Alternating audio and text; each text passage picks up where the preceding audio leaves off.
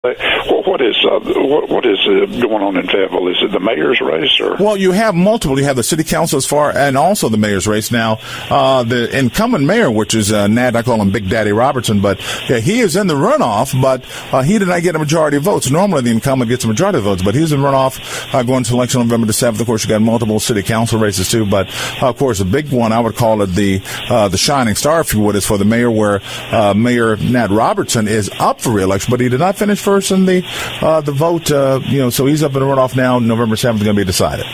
Right.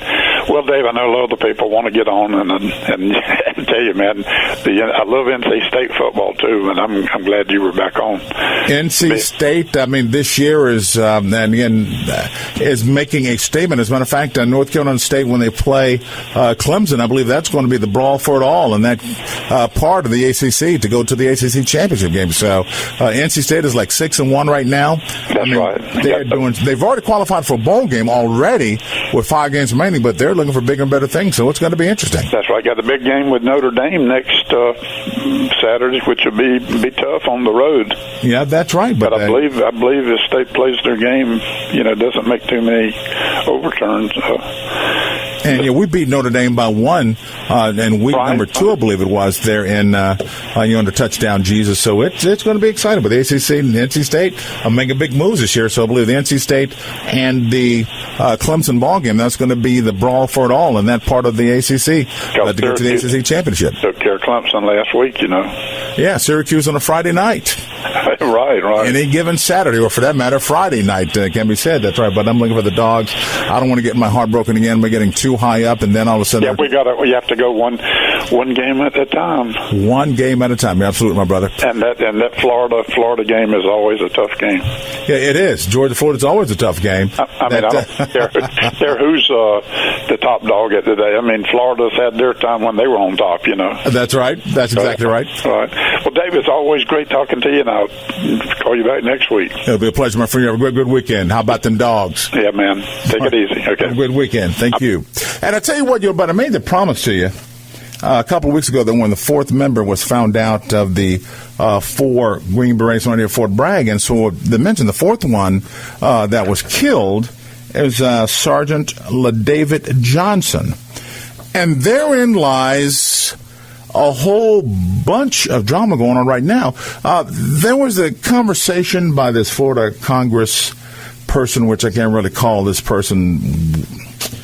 I would say probably that she's worthless. I mean, trying to pimp a call that the President of the United States of America makes to the family of a soldier, sailor, airman, Marine Coast Guard person, killed in action, and she's trying to politicize that?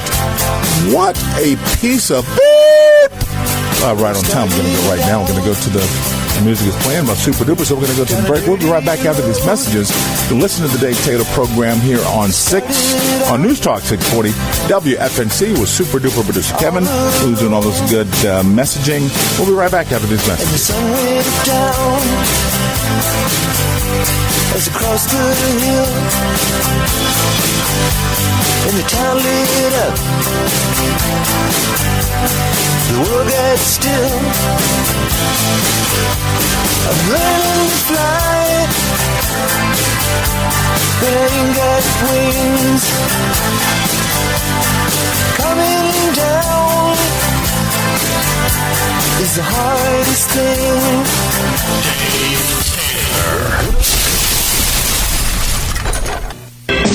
Back at home, a young wife waits. Her Green Beret has met his fate. He has died for those oppressed, leaving her this last request. Put silver wings on my son's chest. Make him one of America's best. He'll be a man. He'll test one day. Have him win the Green Beret. Now, The Dave Taylor Show continues. You can reach Dave by calling 864-6400, 1-888-308-0640. And also star 640 on your cell phone, your iPhone, whatever level it is, and everything that can communicate. And that's going to be free of charge to you, courtesy of Cumulus and WFNC. Welcome back, everybody. You've got your humble and affable host here, Dr. Dave, and of course, answering calls and putting together that fantastic bumper music is super duper producer Kevin. It was just a few months ago that I was invited by a reliable source, also a Georgia Bulldog graduate, to see the Special Forces capabilities exercise out there at Fort Bragg. Now, I don't know if those four who were KIA in that October 4th ambush in Niger, that's in Africa, about twice the size of Texas. As a matter of fact, it's a large country. That 4KA, 3 who were known right away, I told you about their names. And, of course, the fourth one, I said as soon as I found out, I made a promise to get their team, so I did that this morning. And according, there's some conversation still lingering about that.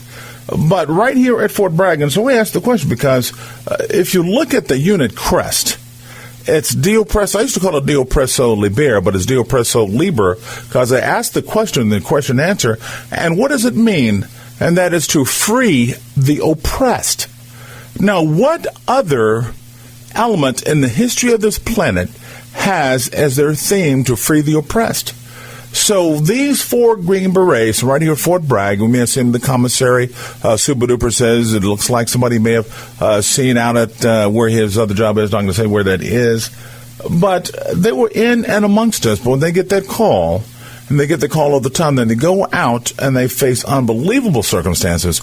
And it is not announced. You know what? I have 2 tours with the 82nd Airborne. Each one of those times, it was, and you count the non-combat deployment to Operation Golden Pheasant in Honduras when I first got here back in 88.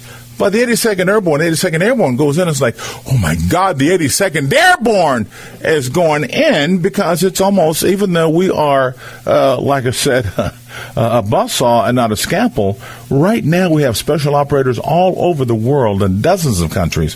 And Nigeria, as a matter of fact, had it not been for those 4 KIA, would you have even known that we have forces on the ground in Niger? And you think about all the other places where Navy SEALs are operating. Right now as we speak, men and women on aircraft around the world, 24 hours, where we go to bed at night and being safe and only having to worry about folks who have American accents. Oh, that's right. Did I say that? That's right. They are out there putting their lives on the line to prevent folks with non-American accents from coming over here to America. In Africa, ladies and gentlemen, remember the base for ISIS, Raqqa, that's now been taken away. And, of course, you look at Mosul, another place where ISIS over there in Iraq and even in Afghanistan, we're making inroads and sending more forces over there. So ISIS and all these other terrorists, they're losing ground in those places because we have a President Donald John Trump, who's not playing that. He's not announcing withdrawals. He said that, listen, we're going to rock you, and we're just going to let you know what it is. And so now they're not going to give up. They're going to relocate. And so the next big launching site, or launching area, if you would, is Africa. And Niger is tantamount to being one of the headquarters in that regard. So we now have Africa and AFRICOM. You have the African Command. They are now engaging, as you've heard, on that ambush on October 4th. And the thing about it is, when you talk about special operators, these aren't the type of folks that every event is going to make headlines. You hear about them when they're KIA, but as they go out there and do their business on a daily basis, just like you don't hear about the planes that land safely from the airports across this nation, you don't hear about the ones when there are catastrophic incidents either upon takeoff or landing. So the same thing with the special operators, the Navy SEALs, the pararescue from the Air Force, the Marines. They're out there right now engaged and dealing with taking out those who are the less than human elements of the actual de facto human race. So you look at what's happening right now, and they are out there doing that right now as we speak, on airplanes, landing, going in, and setting up operations in dozens of countries around the world, and you just don't hear about them until, unfortunately, something goes wrong. And then even then, not in all cases where the Americans killed do we hear about that too. And some people say, well, that's a press blackout. You have to take it with a grain of salt. It's not important, I think, or it's less important, I should say, for folks to know where we perceive the threat to be than it is for people around the world to know where we perceive the threat to be and then have their forces relocated somewhere else because they're getting too hot for them. The concept is go over there, find them, engage them, and take them out to put their blood pressure at zero. And we have folks who are out there doing that right now. And again, that Special Forces demonstration, Special Operations Capabilities exercise was absolutely eye-opening. I mean, it just, my gosh, what dedicated, high-speed forces we have who are out there upholding and defending the Constitution so that we're able to, at least at a modicum, for American threats, sleep peacefully every night and even take a nap in the afternoon. And so that's what's going on around the world, and we want to go and maintain that as we go forward.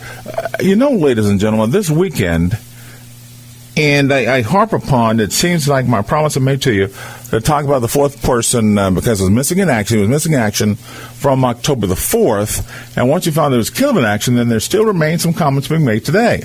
To the point that General Kelly, the chief of staff, didn't have to, but he came in to the press briefing, and he laid it out and just put to the shame, if she could feel shame, that flaming liberal cocklehead congressperson in Florida. First, she goes out there pimping the privileged conversation between the president, the commander-in-chief, and the family, the Gold Star family, and she's out there going on television and talking about her. So it's not about her constituents. By the way, Sergeant David Johnson was in a program that she sponsored years earlier about helping those who may be going in the wrong way to get back on track. And so she's always talking about how she helped make him what he is. And I hope she's not talking about the most recent status of dead, but that's what she's going around touting. I'm not even going to mention her name because, it's the motto of this host not to mention the names of those who are the pimples on America's buttocks, but to clearly mention the names of those who are America's heroes. We will continue that policy because you're not going to go out there and let this program be the one which elevates her notoriety far and above where she should actually be. So we're not going to mention her name. That's just the policy of this program and this particular host. But, as you go and say right now, there are plane loads, in forward operating bases all around the globe in dozens of countries where special operators are standing right now waiting for the word to go and do what is necessary to do to uphold and defend the Constitution. And my concept out there, and I say this to everybody, if you don't have the cojones or the courage to stand behind our troops, then pick up a gun and go stand in front of them. We are too great of a country now, but Mr. Speaker, Mr. Radio host, you say there was just too great of a country to fail. I didn't say that. You may have inferred that, but it was not my intent to imply. We have individuals in this country who are absolutely goofy. But what makes this country great is our principle. Our principles, and why first is articulated in the Declaration of Independence, we hold these truths, that's more than one truth, to be self-evident. That all men are created equal, that they are endowed by their Creator with certain unalienable rights. That among these rights are life, liberty, and the pursuit of happiness. That to secure these rights, governments are instituted among men, deriving their just power from the consent of the governed. And that's the Declaration of Independence. The Constitution lays out the law. The Declaration of Independence declares the reasons for which we should be independent, and at that time going back to be separated from England and King George VII, I believe it was. So the Constitution is rule of law, and we actually fought a war, the Revolutionary War, between the institution or the inputting of the Declaration of Independence before we got to the Constitution, which is the rule of law for the land. So we broke off, fought, and then we had the law for the land. Ladies and gentlemen, I say, well, my goodness gracious, it's hard to believe it's already hit the first hour. We're going to get to your calls, as I promise you, and we're going to get to all sorts of good stuff after the news. Listen to the Dave Taylor program with super duper producer Kevin here on News Talk 640 WFNC.